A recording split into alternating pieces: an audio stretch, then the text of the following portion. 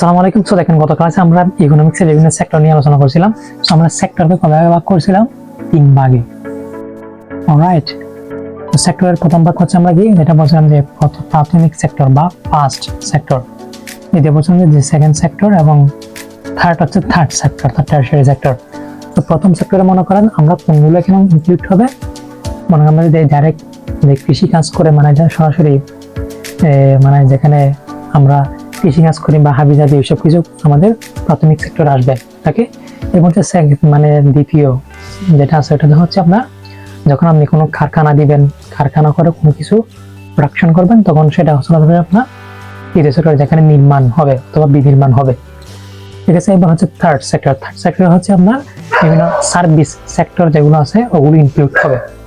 Service sector মানে হচ্ছে service sector, ঠিক আছে, মানে যেমন ডাক্তার, আর্মিরা কি দেয়, মিলিটারি সেবা দেয়, তারপর হচ্ছে আপনার বিভিন্ন টিচার, আরো কি কি আছে, তারপর সব হসপিটাল সবগুলো যাবে আপনার হচ্ছে এই টারশিয়ারি বা তৃতীয় সেক্টরে। ওকে, এটা তো আপনারা সবাই জানেন। ওকে, তো সবচেয়ে বেশি টাকা হচ্ছে কোথায় বলছিলাম? সবচেয়ে বেশি টাকা হচ্ছে আপনার এই সার্ভিস সেক্টরে, আর সবচেয়ে কম টাকা এই প্রাথমিক সেক্টরে, আর একটু মানে মিডিয়াম পর্যায়ে হচ্ছে আপনার এই সেকেন্ডারি সেক্টর, যেটা এখানে এই সেকেন্ডারি সেক্টরের বড় অসুবিধা হচ্ছে কি, মানে কেন আপনি যদি কোনো একটা কারখানা এস্টাবলিশ করতে চান তাহলে আপনার হিউজ ইনভেস্টমেন্ট লাগবে, এই জন্য সেকেন্ডারি সেক্টরে আপনাকে মূলধন বেশি লাগে আর কি। ঠিক আছে, আর টারশিয়ারি সেক্টরটা যে কেউ অল্প মূলধন নিয়ে সহজে শুরু করে দিতে পারে, আর কৃষি কাজে তো লাভ কম। ঠিক আছে, মানে এখানে টাকা পয়সা কম, এটা আর কি। এরপর হচ্ছে আপনার সেকেন্ড যে সেক্টর থেকে মানে যেটা আমি আলোচনা করছিলাম সেটা হচ্ছে কি আপনার কন্ডিশনের উপর ভাগ করে কয়েকটা ভাগে ভাগ করা হয়েছে। কন্ডিশনের উপর একটা হচ্ছে আপনার কি অর্গানাইজড বলছিলাম, আর একটা হচ্ছে আপনার আনঅর্গানাইজড। অর্গানাইজড মানে কি, যেখানে আপনার রেগুলেশন থাকবে, যেখানে ডিসিপ্লিন থাকবে। ঠিক আছে, মানে everything will be operate by some rules and regulation that will be included in the organized sector.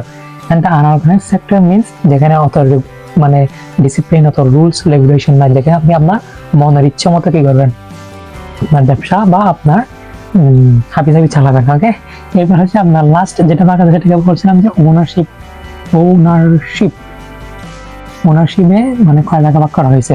Ownership বলছিলাম যে একটা কি আপনার পাবলিক মানে কি, পাবলিক মানে সরকারি, যেমন রেলওয়ে, তারপরে বিভিন্ন সরকারি আর যে হসপিটাল যেগুলো আছে ওগুলো হচ্ছে আপনার এই পাবলিকের মধ্যে পড়বে, যেখানে সরকার কর্তৃক নিয়ন্ত্রিত কোনো প্রতিষ্ঠান বা ব্যবসা প্রতিষ্ঠান, সেগুলো সব আপনার পাবলিক ইনক্লুড হবে। এরপর হচ্ছে আপনার 2 নম্বর যেটা বলছিলাম সেটা কি প্রাইভেট লিমিটেড। আর প্রাইভেট লিমিটেড মানে কি, যেখানে হচ্ছে মানে নাগরিক ব্যক্তি পর্যায়ে যে সব প্রতিষ্ঠান বা হাবিজাবি কিছু নিয়ন্ত্রিত হবে। আর পাবলিক সেক্টর, এখানে দুর্নীতি বেশি। একটা আপনাদের সাথে ঘটনা শেয়ার করি, সেটা হচ্ছে কিছুদিন আগে আমার বাবার মানে আইডি কার্ড করার জন্য যেটা প্রত্যয় যেটা লাগে ওটা অনলাইনে সব আবেদন সব করা হয়ে গেছিল, মানে এভরিথিং আমি অনলাইনে সব করে ফেলছি। এরপরও সচিব আমার থেকে কি মানে ওখানে হয়তো মনে হয় তো 34 টাকা লাগে মনে হয় ওটার প্রত্যয়ের জন্য, এটা অনলাইনে চালান ফি দেয় আর কি, 20 টাকা 30 টাকা কত নেই আমার এক্সাক্টলি মনে নাই। সো ওই টাকাটা আমি অনলাইনে অলরেডি পেড করে দিয়েছি। তারপরেও যখন আমার আব্বুকে মানে ওখানে পাঠাইছি, এর চালান রসিদ ওখান থেকে যেটা পিটিভি সেটাতে দিছি। ঠিক আছে, এগুলো দেওয়ার পরেও এ কি করছে, আরো টাকা খুঁজতেছে, 100 টাকা 100 টাকা করছে। যখন আমি কোয়েশ্চেন করলাম যে আমাকে কল ধরা দিতে বলছে, ঠিক আছে, যখন টাকা খুঁজছে আমি কথা বলছি টাকাটা কিসের জন্য, যখন এটা বললাম তখন সে কি করলো, মানে এরপরে সে অনেক ফর্ম জমা দিল, মেম্বারের সাইন বা এখানে মেম্বারের সাইন কোনো প্রশ্ন আসে না, বিজ্ঞান সরকারি মেম্বারের দৌড়াদৌড়ি করালো। তারপরে আবার কি 100 মানে এরপর বার গেছিল নাকি আমরা কল দেয় না হারাবো, এরপর ওনার থেকে 170 টাকা চাইছিল। আবার হাবিজাবি করে 100 টাকা রাখছিল, বাকি টাকা বড় করে দিবে বলে, মানে যখন প্রত্যেক পাহাড়ে। ঠিক আছে, অলরেডি এটা যখন আমি অনলাইন আপনার বলছি অনুমোদন দিতে সবকিছু অলরেডি সবকিছু প্রিপেয়ার, জাস্ট মানে ওখান থেকে দিয়ে দিবে। এরপরে সচিবকে বললেন যে টাকাটা আপনি কেন নেবেন, কল রেকর্ডটা আছে এখনো, ওটা নিয়ে নেক্সট ভিডিও বানাবো দেখি ওই কল রেকর্ডটা নিয়ে। তো এরপরে বলছেন কেন টাকা অলরেডি সব টাকা পেড করা হয়ে গেছে অনলাইনে, এই বলে আমাকে নাকি কম্পিউটারে করা আছে, হাবিজাবি আনতে গেলে হাবিজাবি কম্পিউটার কোর্সে আবেদন করছেন যে আমি কম্পিউটার কাজটা দোকান করে দিতে আমার কিছু কম্পিউটার খরচের টাকা। তো লাস্ট হাজি সাহেব বলার পরে উনাকে বলছেন আমি রসিদ দিতে, ঠিক আছে, নেক্সট বারে যখন আমার বোঝাবে তখন আপনি আমার রসিদ দিবেন যে টাকাটা আপনি রাখতেছেন। এরপরে কি করছে, রসিদ টসিদ দেয় নাই, যখন মুহূর্তটা নিতে গেছে 100 টাকাটা ফেরত দিছে এরপরে। তো এইটা আর কি। তো এখানে পাবলিক সেক্টর মানে যেখানে দুর্নীতি থেকে দুর্নীতি, আপনার রেলওয়ে বলেন, আপনার সব সেক্টরে একটা কথা আছে সরকারি কামাল দেরিয়া মেডাল, ওকে। সেগুলো আসলে পারিবারিক শিক্ষা না থাকার কারণে এই দেশের পাবলিক সেক্টরের এই অবস্থা আর কি, এই কারণে দেশের এই অবস্থা। যাই হোক, এটা হচ্ছে আপনার প্রাইভেট সেক্টর। প্রাইভেট সেক্টর মানে হচ্ছে কি আপনার যেটা ব্যক্তি মালিকানাধীন, মানে যেখানে 2 থেকে 50 জন লোক কি করবে, যেটা নিয়ন্ত্রণ করবে। আর এই প্রাইভেট মানে 2 থেকে 50 জন লোক আপনার এই ব্যবসাটা রানিং করবে, তাদের মধ্যে আন্ডারস্ট্যান্ডিং হবে, ঠিক আছে। আর এই পাবলিক সেক্টর মানে এইসব প্রাইভেট সেক্টরের নামের সাথে আপনি মানে যে কোম্পানিগুলো থাকবে ওগুলোর সাথে আপনি পিবিটি দেখতে পাবেন, যে private sector limited PBT Ltd লিখতে পাবেন। মানে পিবিটি এলটিডি এই শব্দটা আপনি দেখতে পাবেন, দুটো সেপারেট শব্দ বাই দ্য ওয়ে। এই PBT Ltd limited private limited শব্দটা দেখতে পাবেন। আবার অনেক মানে যদি পিবিটি এলটিডি যদি কোনো কোম্পানির শেষে দেখেন তাহলে ওই কোম্পানিটা নিয়ন্ত্রণ করে, মানে ওই কোম্পানির মালিক আছে হচ্ছে কয়জন, 2 থেকে 50 জন। অলরাইট। সো আবার অনেক কোম্পানির ক্ষেত্রে আপনি শুধু এই পিবিটিটা দেখতে পারেন যে প্রাইভেট লিমিটেড, ঠিক আছে, পিবিটি দেখতে পাবেন। তো ওই পিবিটি মানে হচ্ছে আপনার ওইখানে মালিক 50+, ওকে। এরপর যেটা আছে সেটা হচ্ছে আপনার জয়েন্ট ভেঞ্চার, ওকে। থার্ড যেটা আছে সেটা হচ্ছে আপনার জয়েন্ট ভেঞ্চার, যেটাকে আরেক নামে বলা হয় যে পিপিপি, পাবলিক প্রাইভেট পার্টনারশিপ, ওকে। তো এই জয়েন্ট ভেঞ্চারটা কি এবং এই পাবলিক প্রাইভেট পার্টনারশিপটা কি, একটা উদাহরণ দিই। যেমন বর্তমানে শিক্ষা ব্যবস্থা নিয়ে অনেক কথা হচ্ছে, যে আবুল হাতনান বলতেছে, আসিফ হাতনান বলতেছে যে আমাদের শিক্ষা যেটা এডুকেশন সিস্টেম আছে ওটা পরিবর্তন হওয়া দরকার। তো এখন সরকারি সেক্টরে বললাম, ঠিক আছে, ওখানে কোনো হয়সব হাবিজাবি মানে দুর্নীতিতে দুর্নীতি, ওখানে সবগুলো একটা মাথার চুপ বসে আছে ওইসব পর্যায়ে উপর পর্যায়ে। এখন তাহলে সরকার কি করতে পারে, সরকার যেটা করতে পারে সেটা হচ্ছে ওই যারা প্রস্তাব দিচ্ছে, যেমন 10 মিনিট স্কুল আছে, 10 মিনিট স্কুল যদি বলে যে ঠিক আছে এরকম অনেক ভালো ভালো আমরা আর্টিফিশিয়াল ইন্টেলিজেন্স শিখাবো আমাদের ছাত্রছাত্রীদের, ঠিক আছে, আমাদের স্টুডেন্টদের এইসব কোর্স শিখাবো, এসব হাবিজাবি।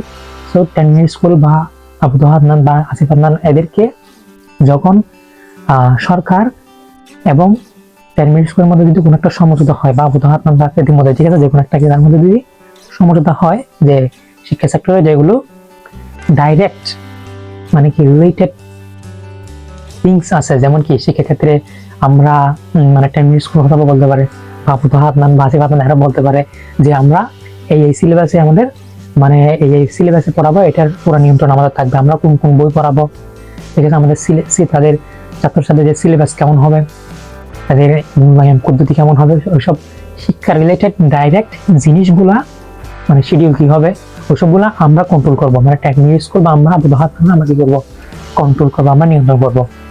আর যেগুলো ইনডাইরেক্ট বিষয় আছে, যেমন আপনি বিল্ডিং বানাবেন, তারপর আপনি শিক্ষকদের বেতন দিবেন, এইসব হাবিজাবি বিষয়গুলো সরকার দেখবে। সেভাবে তাদের মধ্যে একটা আন্ডারস্ট্যান্ডিং হতে পারে, যেটাকে বলা হয় MOU, অর্থাৎ মেমোরেন্ডাম অফ আন্ডারস্ট্যান্ডিং। ওই আন্ডারস্ট্যান্ডিং এর মাধ্যমে এখানে সব টার্মস এন্ড কন্ডিশন লিখে থাকবে, যে এখান থেকে যে টাকাটা আসবে ওখান থেকে হয়তো বা 40% 10 মিনিট স্কুল রাখলো, 60% সরকার নিল, বা 60% 10 মিনিট স্কুল রাখলো, 40% গভর্নমেন্ট নিল, অথবা 30% গভর্নমেন্ট দিল, অথবা 70% কি নিল, মানে 10 মিনিট স্কুল বাবদানা এদের দিল, এদের কাজে ইনভেস্ট করার ক্ষেত্রে পরবর্তীতে টাকা আরো গ্রো করার জন্য। সেভাবে তাদের মধ্যে যে আন্ডারস্ট্যান্ডিংটা হবে, ঠিক আছে। কি বলছিলাম যে প্রাইভেট লিমিটেডে মনে করেন 2 থেকে 50 জন আছে, মানে অনেকগুলো মানুষ নিয়ে এখানে একত্রিত হচ্ছে। তো যেখানে মানুষ সেখানে সমস্যা, তো তাদের মধ্যে যাতে ভবিষ্যতে কনফ্লিক্ট না হয়, তাদের মধ্যে মারামারি কাটাকাটি চুরাচুরি না হয়, চুলাচুলি গুজগুতি না হয়, এখানে তারা কি করবে, MOU করবে। ওই MOU বা মেমোরেন্ডাম অফ আন্ডারস্ট্যান্ডিং এ সব terms and condition everything in details লিখে থাকবে, যে কে কত টাকা লাভ নিবে, কত অংশ লাভ নিবে, মানে যে যতটা ইনভেস্ট করবে, যে যতটা শ্রম দিবে, যে যার যতটুকু পরিমাণ ইনভেস্ট থাকবে, সে ততটুকু পরিমাণ কত মানে তত পার্সেন্ট এখান থেকে বেনিফিট নিতে পারবে বা টাকা নিতে পারবে। ঠিক আছে, তো ওইসব হাবিজাবি সব গুতগুতি যাতে না হয় ভবিষ্যতে, এইসব হাবিজাবি সব বিষয়ে আপনার এমইউতে MOU অর্থাৎ মেমোরান্ডাম অফ আন্ডারস্ট্যান্ডিং এখানে লেখা হয়ে থাকে। ওকে, সো এরপর হচ্ছে দেখেন, তো এখন একটা এক্সাম্পল দিই, যেমন এই যে এই সড়কের অবস্থা যদি আমরা বাংলাদেশের সড়কের অবস্থা খুবই ভালো খারাপ বলবো না, ঠিক আছে। তো মনে করেন বাংলাদেশের মানচিত্র এরকম, আমি তো মানচিত্র আঁকতে পারি না, না আঁকি। তো মানচিত্র আছে, ঠিক আছে, মনে করেন আমি বলি যদি আপনি চট্টগ্রাম থেকে মনে করেন কি আমরা যাতায়াতে অনেক সমস্যা হয়েছে, চট্টগ্রাম থেকে পটিয়া বা কক্সবাজার যেতে, ঠিক আছে, যে রুটটা আছে এই রুটটাকে চাচ্ছি আমরা কি 1 বাই 1 রুট করতে, মানে গাড়ি একদিন যাবে একদিন দিয়ে আসবে, মানে একটা হিউজ রুট হবে বড় করে, অ্যাজ এক্সাম্পল। ঠিক আছে, আমি সব হাবিজা দিয়ে আয়তন ফায়তনগুলি চিন্তা ভাবনা করতে পারি, একটা এক্সাম্পল দিচ্ছি, আপনারা অ্যাজ এ মেটাফর হিসেবে এটা নেবেন। ওকে, তো মনে করেন আমি চট্টগ্রাম থেকে কক্সবাজার একটা রুট টানবো, যে রুটটা এখন বর্তমানে আছে কি, মানে একটা রুট আছে ওকে দিয়ে মানে একটা ওগুলো জায়গা সংকীর্ণ, ওই সংকীর্ণ জায়গা একটা রুট দিয়ে গাড়ি আসতেছে, আর একটা মানে পাশ দিয়ে গাড়ি যাচ্ছে। আমি চাচ্ছি যে দুটো রুট করবো, একটা দিয়ে যাবে একটা দিয়ে আসবে, এরকম মানে 1 বাই 1 রুট।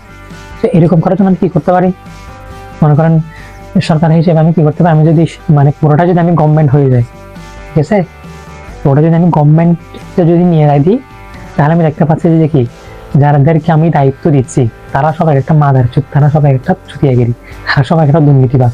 তারা কি করে, বাঁশের মানে রডের বদলে বাঁশ দিয়ে দিবে, সিমেন্টের বদলে বালি হুঁচাই দিয়ে, মানে কি এমন ভাবে করবে যাতে কি 2 মাস 3 মাস 7 বছর পরে সবকিছু কি মানে 2-1 বছর পরে শর্ট টার্মে এটা কি ভ্যানিশ হয়ে যাবে, মানে রাস্তা থাকবে না। তো এই জন্য কি করা যায়, এই জন্য আমি যে রুটটা করতে যাচ্ছি, আমি চাইলে যেমন KSRM গ্রুপ আছে, তো KSRM এর সাথে আমি ডিল করতে পারি, MOU করতে পারি, ঠিক আছে। যেমন KSRM এর সাথে স্টিল কোম্পানি যেটা আছে ওখান থেকে আমরা লোহা নিব, তারপর রয়্যাল সিমেন্ট আছে, রয়্যাল সিমেন্টের যে কোম্পানি আছে এর সাথে কথা বলবো, তারপর মনে করেন চট্টগ্রাম ডিভিশনের CTG, এটা যেটা ডিসি মিসি যারা এসি মিসি আছে, ডিসি মিসি এগুলো আছে, ঠিক আছে, যে ডিসি বলা হয় মেবি। তো যে বিভাগের আমার চট্টগ্রাম বিভাগে যে প্রধান আছে, যে মানে এটা কি মানে পলিটিশিয়ান আছে, মানে কি বলবো যেটা মানে যে মেন আছে, ঠিক আছে, মানে রাজনৈতিক ব্যক্তি হবে, যে সরকার আছে, ঠিক আছে, আমার চট্টগ্রাম বিভাগের যে ডিসি বা যে সরকার আছে সেই নিবে মনে করেন ক্যান্সার নিচে মনে করেন কত পার্সেন্ট, যে 30%। এরপর মনে করেন একটা সিমেন্ট কোম্পানি মনে করেন বলছে 40% নিচে, আর মনে করেন 30% নিচে, যে সরকার এখান থেকে 30% কি করবে, মানে আপনি রুট করে দিবেন, ঠিক আছে, এক্সপ্রেস রুট করে দিবেন, চট্টগ্রাম থেকে কক্সবাজার শুরু করে যাবেন, শুরু করে চলে আসবে। এখন তো মনে করেন জানতে মানে যখন 1 বাই 1 রুট হবে, মনে করেন ঢাকা থেকে চট্টগ্রাম চলে যাবে 1 বাই 1 রুট, মানে এক্সপ্রেস রুট হলে তো আপনি শুরু করে যাবেন, শুরু করে চলে আসবেন, ঠিক আছে, ঠিক আছে, তো এই জন্য আমরা কি করতে পারি, KSRM সাথে এই রয়্যাল সিমেন্ট কোম্পানির সাথে, তারপর হচ্ছে আপনার এই চট্টগ্রাম বিভাগের যে প্রধান আছে তার সাথে আমরা এই MOU সাইন নিয়ে, মানে MOU-তে আমরা সবগুলো ডিটেলস লিখে, যে আমি তো টাকা নিবো, সেখানে এক্সপ্রেস হয়ে যাবে, ওখান থেকে যে টুল নিবে ওখান থেকে আমরা অনুপাতে শেয়ার করবো, তাহলে রুটটা ভালো মতো টিকবে, ঠিক আছে, কারণ এরাও চাইবে যে ভালো জিনিস দিতে, ঠিক আছে। আসলে টাকা পয়সা টাকা হচ্ছে আপনার মেধা, আপনার ইচ্ছা শক্তি টাকাটা, আপনার মেধা, আপনার ইচ্ছা শক্তি টাকাটা এখানে প্রয়োজন।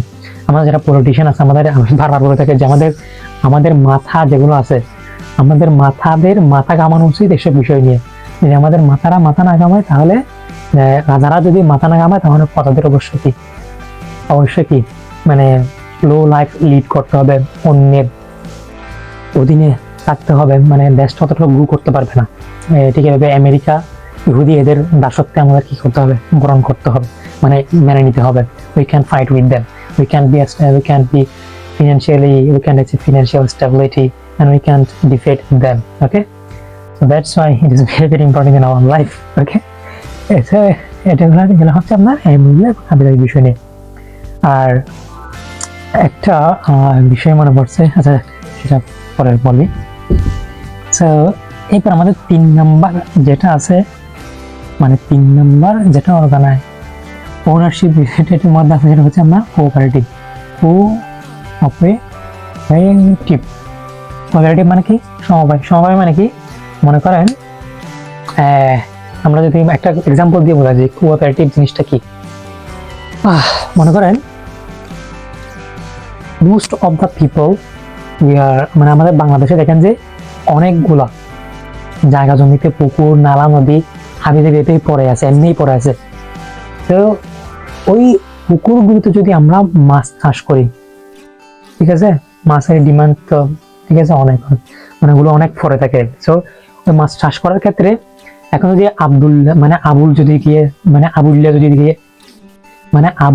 গিয়ে যদি মাছ চাষ করে, তাহলে সে জানবে না, যেহেতু সে জানে না যে পুকুরের মধ্যে মানে একেবারে যেটা ঢালু আছে কিরকম। আচ্ছা, মনে করেন এটা একটা পুকুর, ঠিক আছে। তো এই পুকুরের মনে করেন এই যে ঢালু জায়গাটুকু আছে, তো কোন মাছ এই ঢালু জায়গা থাকে এবং এই ঢালু জায়গায় যে মাছগুলো আমি এখানে চাষাবাদ করবো, ওদের জন্য কোন খাদ্য লাগবে, কোন সময়ে লাগবে, কত পরিমাণ লাগবে, ওষুধের কিন্তু আবুল জানে না, ঠিক আছে। আর এই যে পুকুরে কিছু গভীরে কতগুলো মাছ থাকে, মানে পুকুরে কিছু মাছ আছে যেগুলো পুকুরের একেবারে গভীর পানিতে বসবাস করে, কিছু আছে যে একেবারে উপরে থাকে, কিছু আছে মাঝখানে থাকে, কিছু আছে ঢালু জায়গায় থাকে। তো আমি কোন জাতের মাছ চাষ করব, এবং ওই মাছের জন্য আমার কতটুকু খাদ্য লাগবে, কত পরিমাণে খাদ্য লাগবে, কখন আমাকে খাদ্য দিতে হবে, পানির পিএইচ কত রাখতে হবে, ঠিক আছে। তো এইসব হাবিজাবি বিষয় আবুল জানে না, সেজন্য কি আচ্ছা, সেজন্য আমাকে এমন কিছু লোক দরকার যারা আমাকে কোঅপারেটিভ করবে, মানে সাহায্য করবে, ঠিক আছে। তো এই জন্য কোঅপারেটিভ কনসেপ্টটা এখান থেকে এসেছে যে ওটা যদি একটা সংস্থা, মানে আরো কয়েকজন মিলে যদি একসাথে যদি একটা সংস্থা করে, একটা দল করে, যে আমরা যারা পুকুরের মাছ চাষাবাদ করি, আমাদের একটা কোঅপারেটিভ সংস্থা করলাম, আমরা এলাকার আমাদের ওজন কি আছে 80 আমরা সব একসাথে মিলে একটা সংস্থা করলাম, যেটাকে কোঅপারেটিভ সমবায় সমিতির নাম দিলাম। এবং এখান থেকে কন্ট্রোল হতে হবে যে কোন সময়, মানে এখান থেকে গাইড করা হবে একজন লিডার, একজন কোঅপারেটিভ লিডার এখান থেকে লিড দিবে যে এই করতে হবে, এভাবে দিক নির্দেশনা দিয়ে কাজটা করবো, ঠিক আছে। তো ঠিক কোঅপারেটিভ সম্পর্কে আমি বেশি কিছু বলতেছি না, ঠিক আছে। এটা নিয়ে আপনারা যদি বেশি জানতে চান, তাহলে আমুল ডায়েরি নামে ইন্ডিয়ার একটা আমুল ডায়েরি AMUL, ওটা নিয়ে কেস স্টাডি দেখতে পারেন ইউটিউবে, তাহলে অনেক বড় একটা মানে কোঅপারেটিভ সোসাইটি এটা হয়ে গেছে, এটার সাকসেস। সো এগুলো আমুল ডায়েরির কেস স্টাডিটা আপনারা দেখে নেবেন, আপনাদের কোঅপারেটিভ নিয়ে আরো ভালো ধারণা চলে আসবে। সেখানে মানে 21 শ্রেণীভুক্ত কয়েকটা গ্রুপ, মানে কয়েকজন লোক একটা গ্রুপ হয়ে এইটা কি একটা প্ল্যাটফর্ম করে, যেখানে থেকে লিড দেওয়া হয়। যেমন মনে করেন যে চায়নাতে যেটা আমাদের যেটা হাঁসের ডিম আছে, ঠিক আছে, হাঁসের ডিম এখানে তারা মতো সময় হাঁসের ডিম মুখে, ঠিক আছে, মানে প্রচুর পরিমাণে একটা ডিমান্ড, মানে তারা প্রচুর ডিম খায়। এখন হাঁসের ক্ষেত্রে আরেকটা যেটা সুবিধা, সেটা হচ্ছে কি তাদের রোগ ব্যাধি কম হয়। যেমন আমাদের যেটা কুকুর, মানে আমরা কি অনেকে কুকুরা পালি, ঠিক আছে, মানে মুরগি পালি, তো মুরগি হচ্ছে আপনার রোগ প্রতিরোধ ক্ষমতা কম। কেন? কারণ আপনি হাঁসকে দেখবেন যে তারা যখন পানিতে নামবে, ঠিক আছে, এটা জলজ প্রাণী, এটা জলে থাকে আর কি, বাট এটা জলজ প্রাণী, জল থেকে নেমে এটা গোসল করে একেবারে কি ফতুরে মুছে মানে পরিষ্কার পরিচ্ছন্ন হয়ে গিয়ে ঝাড়া দ্বারা ফাঁক ঝাড়া দিয়ে, মানে নাড়া দিয়ে পরিষ্কার পরিচ্ছন্ন হয়ে এই কি মানে কি কিং এর মতো কি ওখানে বাসায় ঢুকে যাবে, ঠিক আছে, লাইক এ কিং। এবং এই পরিষ্কার পরিচ্ছন্ন থাকার কারণে তার রোগ ব্যাধিও কম হয়। কিন্তু মুরগির ক্ষেত্রে যেটা লক্ষ্য করা যায় কি, এরা এমনি আমি যা বেশি মানে কেটে ঢুকে যায়, তো এদের রোগ প্রতিরোধ ক্ষমতা কম। তো হাঁসের রোগ প্রতিরোধ ক্ষমতা বেশি এবং এগুলো বিভিন্ন রোগে কম আক্রান্ত হয় আর কি। আর হাঁসের ডিম ক্ষেত্রে যেটা লক্ষ্য করা যায়, হাঁস খুবই মানে কি ট্রাস্টেড বলা যায় নাকি, খুবই ভালো একটা প্রাণী, যেটা অন্যের বাসায় গিয়ে ডিম পারে না।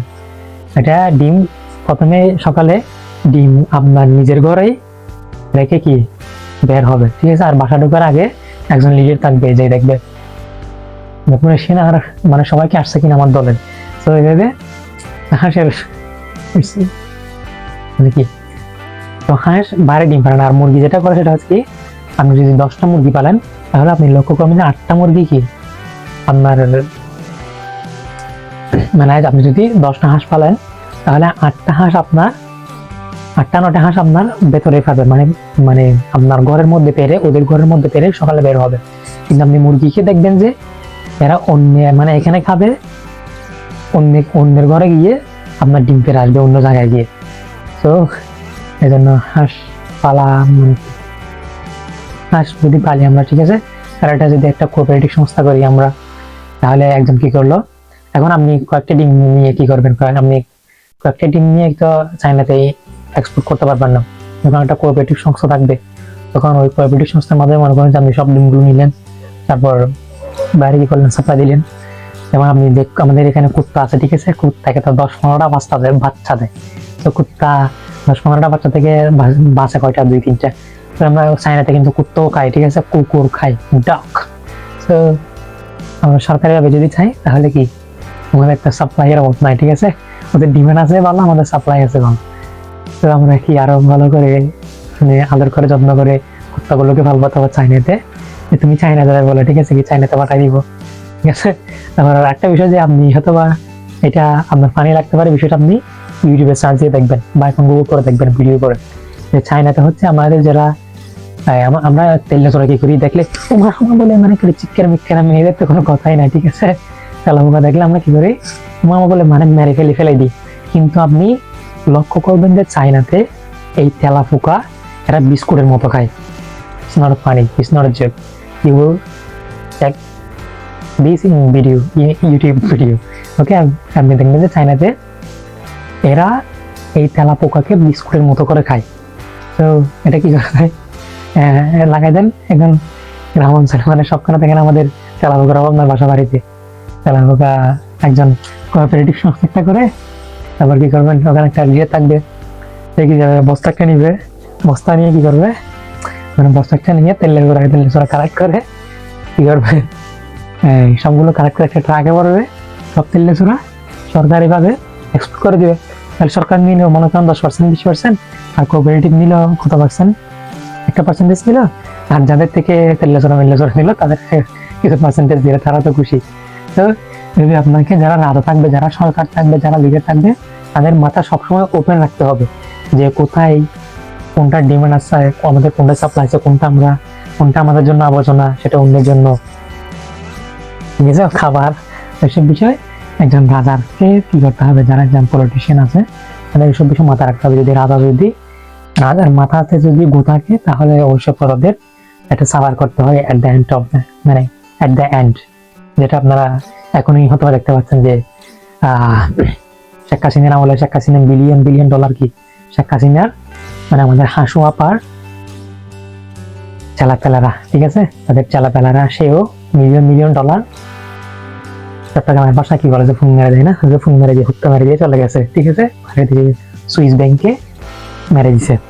এখন দিন শেষে ইউনিয়ন ব্যাংক হাবিয়ে, ফার্স্ট সিকিউরিটি ব্যাংক হাবিয়ে, অনেক ব্যাংকে তারা সংকট পড়ছে, অনেকে যারা আমানতদারি আছে তাদের, এটা আপনারা সবাই দেখতেছেন, ঠিক আছে, এটা নিয়ে কি বলবো, মানে হুক্কা মারা খাচ্ছে সবাই, যাদের টাকা লাগতেছে, একজন চিকিৎসা করার জন্য টাকা লাগতেছে, টাকা পাচ্ছে না, ইমার্জেন্সি সেভিংস অ্যাকাউন্ট থেকে টাকা নিতে পারতেছে না, আজীবন ঠিক আছে যায়, কি বলবো, আচ্ছা যাক, এটা আপনারা সবাই দেখতেছেন। তো রাজা যদি মারানি হয়, তাহলে আমাদের সবাইকে এটা নিয়ে সাফার করতে হবে, সকল নাগরিককে এটা নিয়ে সাফার করতে হবে।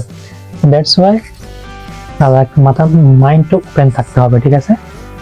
আর লাস্ট একটা মেসেজ দিয়ে দিই, এটা হচ্ছে যখনই আপনি যে কোনো সরকারি ক্ষেত্রে যখনই আপনি কোনো অনিয়ম দুর্নীতি দেখবেন, তখনই আপনি অন্ততপক্ষে কিছু করতে না পারেন বা না পারেন, অন্ততপক্ষে নিজের বয়সটা তুলবেন। যেমন আমি কি বললাম, সরাসরি আপনি এটা কিসের টাকা নেবেন, এবারে আমাকে সরকারি মানে সরকারি গ্যাজেট, আমাদের সরকারি গ্যাজেটে কই টাকা, এখানে অনলাইন ফি দেওয়া হয়েছে, সরকারি গ্যাজেটের দেয় টাকা আছে, এত টাকা আপনি এত টাকা কেন রাখবেন।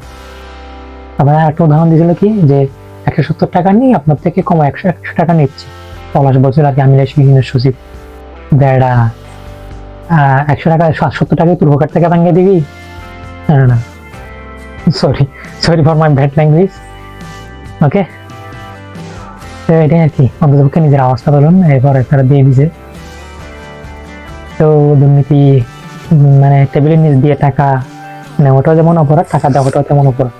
That's why be conscious and be a conscious citizens. Okay, goodbye and assalamu alaikum. R if you hurt by my language, then workshop pardon me, because sometimes when your heart becomes hot by these fucking politicians' activities. Okay, goodbye. Assalamu alaikum.